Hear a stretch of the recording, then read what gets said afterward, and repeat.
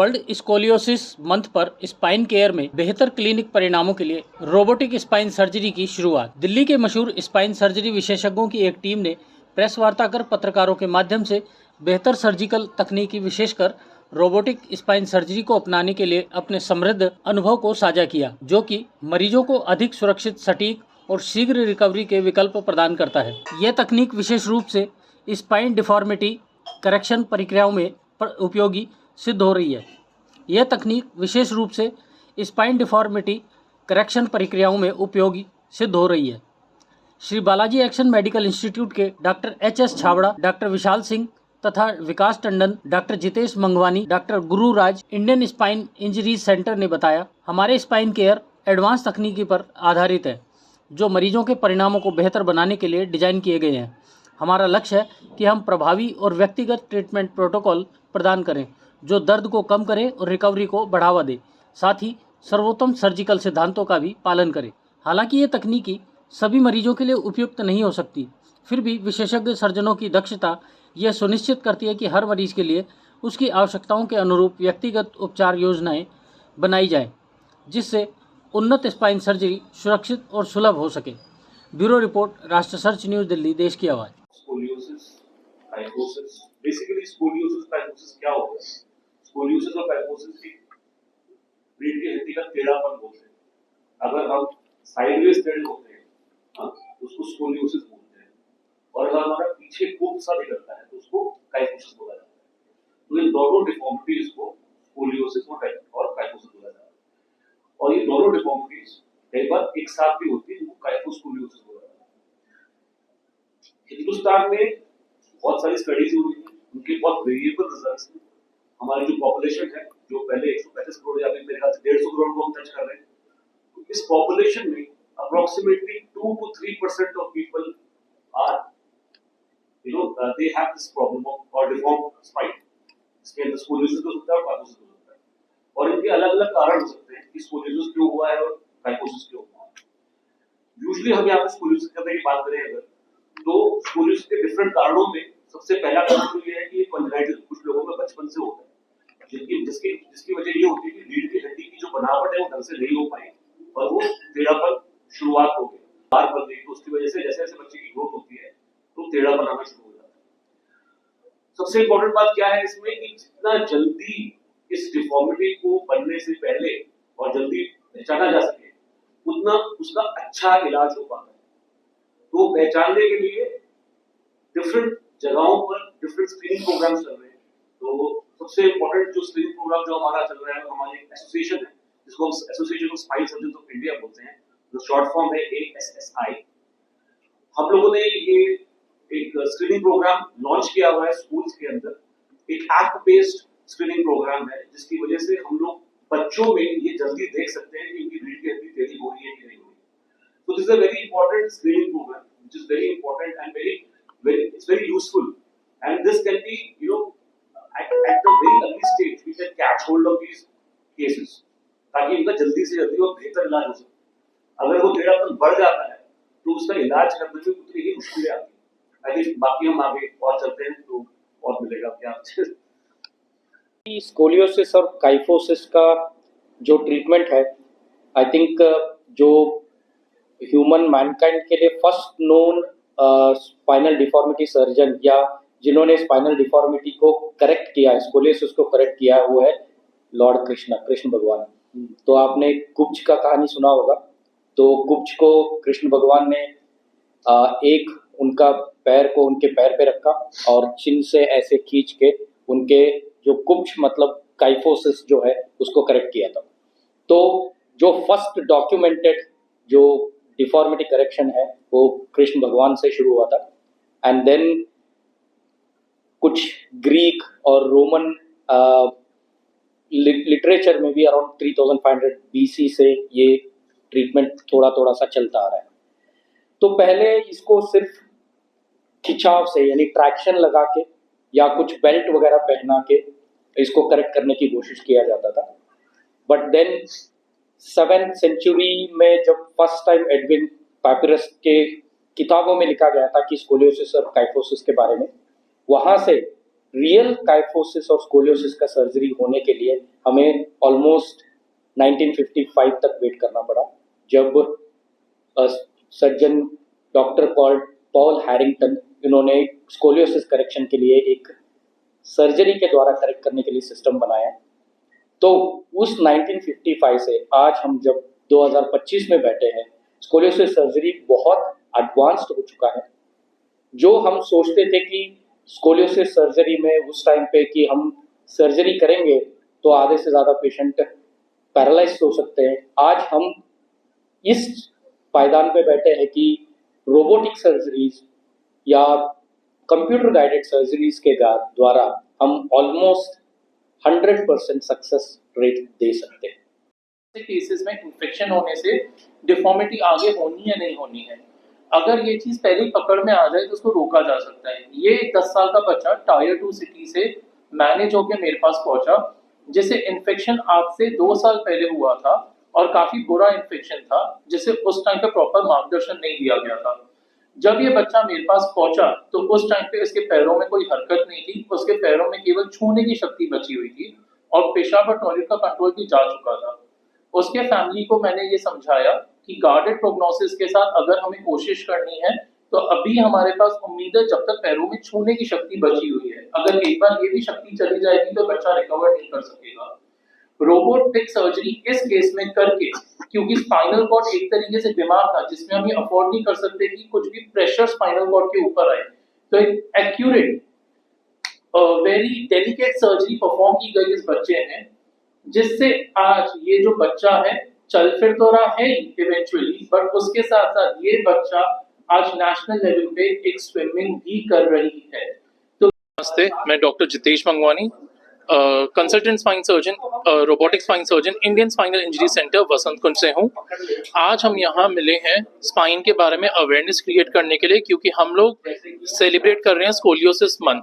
तो किस तरीके से अगर बच्चों को कुब है उसको हम सर्जरी तक ना जाने दें, उससे रोकने के लिए, और अगर सर्जरी तक जाने की नौबत आती है तो किस तरीके से टेक्नोलॉजी यूज करके बेस्ट से बेस्ट रिजल्ट दे सकते हैं, उसकी जागरूकता फैलाने के लिए हम आज यहाँ मिले हैं।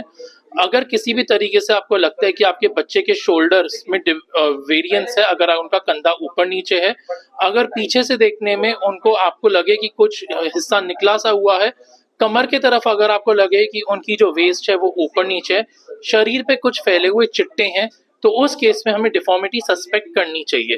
तो उस केस में आज की बेस्ट टेक्नोलॉजी यूज करके, यानी कि robot, real time navigation, O arm, neuro monitoring से हम बेस्ट से बेस्ट रिजल्ट दे सकते हैं, जिससे कि बच्चे अगले दिन से ही उठ के चलने फिरने चालू कर सकते हैं। Thank you. अगर साधारण सर्जरी के साथ मरीज 5 दिन रह रहा है तो रोबोटिक सर्जरी के साथ 3 दिन, तो ओवरऑल पेशेंट को इससे फर्क नहीं पड़ता।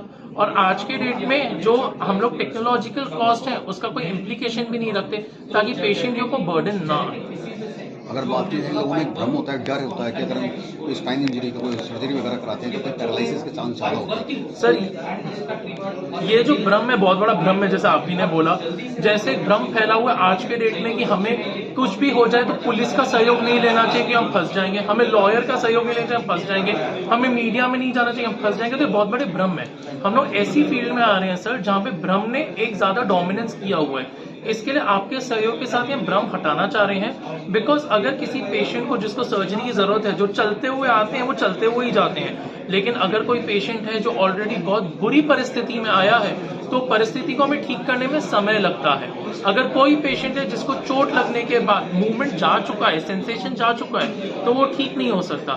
लेकिन अगर हम समय रहते चीजों को पकड़ लेते हैं तो जो चलता मरीज है वो चलते हुए जाते हैं। मेरे सारे पेशेंट जो हैं जो चलते हुए जाते हैं, पूरे इंडिपेंडेंट होकर हॉस्पिटल जाते हैं। यानी कि क्या क्या करके जाते हैं, 1 किलोमीटर तक चलना, सीढ़ी चढ़ना उतरना, वॉशरूम जाना, पलंग से उठना बैठना, कुर्सी से उठना बैठना, सारी चीजें इंडिपेंडेंटली करके जाते हैं, वॉकर का तक सहयोग नहीं करते। तो इसके लिए हमें ये समझना बहुत जरूरी है कि किस टाइम पे एक इंटरवेंशन की अगर जरूरत है तो, ताकि वो समस्या आगे बढ़ने से पहले हम रोक लगा सकें। तो इसके पीछे एक उदाहरण दूंगा। एक मरीज था जिसको 2 साल पहले एडवाइस किया गया था कि सर्जरी करने की जरूरत है आपको, वरना आपकी पेशाब टॉयलेट की कंट्रोल चली जाएगी। वो पेशेंट का पेशाब और टॉयलेट का कंट्रोल 2 साल बाद चला गया। तो मैं ये भविष्यवाणी नहीं कर सका कब जाएगा वो, लेकिन हाँ मैं ये बता सका कि ये प्रॉब्लम होने वाला है कि नहीं। जो समय रहते करा लेता है वो बिल्कुल ठीक हो जाता है। एक बार अगर ये कंट्रोल चला गया तो इवन विद सर्जरी हम ठीक करने की गारंटी नहीं ले सकते। तो इसके लिए हमें आपके सहयोग की जरूरत है ताकि भ्रम को हम हटा सकें। मेरा नाम डॉक्टर विकास रेड्डी एंड मैं इंडियन स्पाइन इंजरी सेंटर में डायरेक्टर ऑफ स्पाइन सर्विसेज हूँ। और इंडियन स्पाइन इंजरी सेंटर आप सबको पता ही है, इट्स एक्चुअली एशिया का वन ऑफ द बेस्ट, सबसे बड़ा स्पाइन हॉस्पिटल। इस अस्पताल में पिछले 25 सालों से मैं वहाँ पे काम कर रहा हूँ और ओवर अ टाइम पीरियड हमने इतनी टेक्नोलॉजी को इनकॉर्पोरेट किया। The idea is to make the spine surgery just safe. Spine surgery के पीछे हमेशा एक मिथ रहता है कि स्पाइन की सर्जरी यानी कि रीढ़ की हड्डी की ऑपरेशन होगा तो कुछ ना कुछ गड़बड़ पक्की है, कोई पैरालिसिस हो जाएगा या कोई ऐसी चीज़ आ जाएगी कि आप बिस्तर पे आप जिंदगी में रहना पड़ेगा। ऐसा नहीं है, please break this myth. It is very important to break this myth, क्योंकि नंबर 1 सबसे इम्पोर्टेंट बात, जब अगर सर्जरी की ज़रूरत है तो आजकल के सर्जन्स स्पाइन सर्जरी के स्किल्स बहुत अच्छे हो चुके हैं and they can actually execute a surgery, spinal surgery very simple. उसके ऊपर technology in terms of neuro monitoring, एक मशीन होती है जिसकी वजह से हमें सर्जरी के दौरान पता लगता रहता है कि कुछ भी दिक्कत हो रही है, रीढ़ की हड्डी पे कोई नस पे दबाव आ रहा है तो हम उस वक्त ही रेक्टिफाई करते हैं। उससे ये जो कैटास्ट्रोफिक प्रॉब्लम होती है ना, ये हो ही नहीं सकती। So you are clearly 99 to 100% sure कि कोई प्रॉब्लम नहीं आ रहा। उससे ऊपर न्यूरो मॉनिटरिंग के अलावा उसके बाद ओआर्म नेविगेशन, उसके बाद रोबोटिक्स इन स्पाइन सर्जरी, ये सारे जितने भी टेक्नोलॉजी आए जा रहे हैं ये सब आपके फायदे के लिए है। इससे हमारी स्पाइन सर्जरी ऑलमोस्ट 100% सेफ हो चुकी है, ऑलमोस्ट 100% सेफ हो चुकी है। मैं 100 पूरा नहीं बोलूंगा बट ये almost 100%, it's a big statement. And safety अगर स्पाइन सर्जरी में है तो रिजल्ट्स बहुत अच्छे आते हैं, आपकी लाइफ बेटर होगी। हमारा मेन उद्देश्य ये रहता है कि आपकी जो क्वालिटी ऑफ लाइफ है should be better and you should live a good life. ये नहीं है कि आपको रगड़ के जीना है, आप 65 के हो गए, 70 के हो गए, अब चला नहीं जा रहा है, छोड़ो दवाई खाने। You can get a surgery done and you can have a good life, whatever life you have, and you will have a very good quality of life. आजकल के ज़माने में लाइफ इंपॉर्टेंट नहीं है, it's quality of life that matters and we can give you a very very good quality of life with the surgeons surgical skills. Things have already completely changed. तो safety का तो मैंने answer कर दिया है, तो there is no denial about it कि safety is definitely one of our prime concerns and it is there 100% तो नहीं बोलूँ but almost 100%. Spine surgeries are very very safe now with the skills and the technology that we have. There is no question about it. Coming to the cost, आप cost को तोलते कैसे हो उस पर matter करता है। आप कैसे तोल रहे हैं cost? Working hours, how many, मैं अगर एक साल सही काम कर पा रहा हूँ तो मैं कितना कमा लूंगा। मान लीजिए मैं एक्स अमाउंट कमाता हूँ तो 12 महीने में मैंने 12x कमा लिया। अरे इतनी थोड़ी कॉस्ट होती है। अगर मैं चल ही नहीं पाया, काम नहीं कर पाया तो वो ज़्यादा महंगा पड़ा या सर्जरी करवाना better. So working hours, working man hours कितना इंपॉर्टेंट है। आदमी चलता फिरता रहे, अपना काम करता रहे, 10 गुना कमा लेगा उससे, पहली बात। दूसरी बात, सर्जरी की कॉम्प्लिकेशन अगर कम हो जाती है, देखो हर सर्जरी में कॉम्प्लिकेशन होने का 1% चांस होता है या 2% चांस होता है कि आपको चलना पड़ता है। हम सड़क पर भी निकलते हैं, एक्सीडेंट होने का 1% चांस होता है, बट हम जाते हैं है ना, बिना ये सोचे कि कॉम्प्लिकेशन हो सकती है या कोई हमारा एक्सीडेंट हो सकता है, हम फिर भी जाते हैं। लेकिन सर्जरी में भी यही है, बट सर्जरी से डरते हैं, सड़क पे निकलने से डरते नहीं। ऐसा क्यों है? जब भी आप अपने घर से निकले हो, यहाँ आए हो, आप 1% चांस था सर एक्सीडेंट होने का, आपने वो आराम से ले लिया ऐसे बिना सोचे। बट सर्जरी करने से पहले आप 10 बार सोचेंगे क्योंकि उसमें भी 1% का रिस्क है। क्यों भाई? हम वो 1% भी हटाना चाहते हैं by using this technology of robotics, O arm navigation, all these things. हम तो वो भी खत्म करना चाह रहे हैं। आइए, हाँ, कॉस्ट की बात डेफिनेटली जो प्रॉब्लम, जैसे सर अभी हम सिंपल मोबाइल फोन की बात करते हैं। जब स्टार्टिंग में फोन आता था कितनी महंगी कॉल थी? 16 रुपए इनकमिंग था सर और 20 रुपए था आउटगोइंग। आज कॉस्ट क्या है? आज कॉस्ट क्या है? ऑलमोस्ट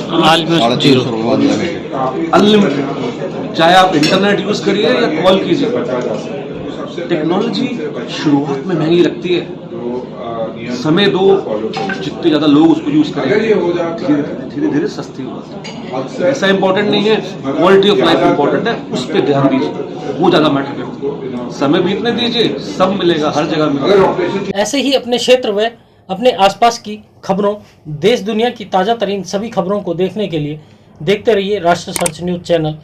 खबरों की लेटेस्ट अपडेट पाने के लिए हमारे चैनल को लाइक व सब्सक्राइब करना ना भूलें और कमेंट के द्वारा खबर के प्रति अपनी राय जरूर दें।